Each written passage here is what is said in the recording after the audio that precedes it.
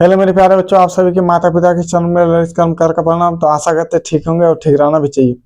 तो मेरे प्यारे बच्चों, आज फिर लेके आए हैं आप लोग के लिए एक ऑब्जेक्ट का क्लास। बहुत ही आसान है मेरे प्यारे बच्चों। तो देखो इसको कैसे बनाना है सर, देख लो कैसा है ये।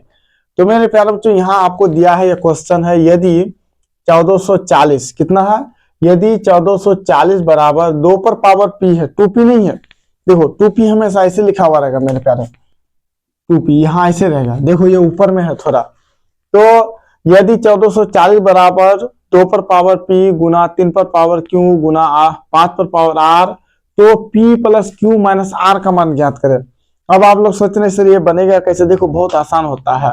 जब भी ऐसा वाला मैथ देता ना मेरे प्यारे बच्चों, इसी में पूरा आंसर छिपा हुआ रहता है। ये जो आगे में है 1440, तो हम इसको क्या करेंगे, इस 1440 को अभाज्य गुणनखंड के रूप में लिख देंगे। आपको पूरा समझ में आ जाएगा मेरे प्यारे।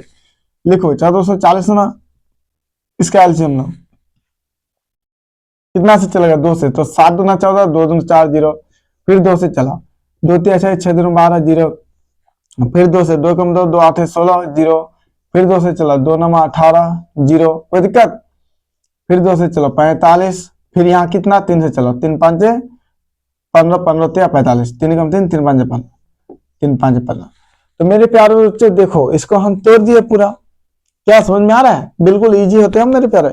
इसको हम तोड़ दिए। अब देखो इसको हम यदि अभाज्य गुणनखंड के रूप में लिखेंगे तो इस रूप में लिखा जाएगा, 2 गुना 2 गुना 2 गुना 2, कितना 2 है, 1 2 3 4 5, 1 2 3 4 5, 3 कितना है प्यारे, 1 2 2, 5 कितना है 1।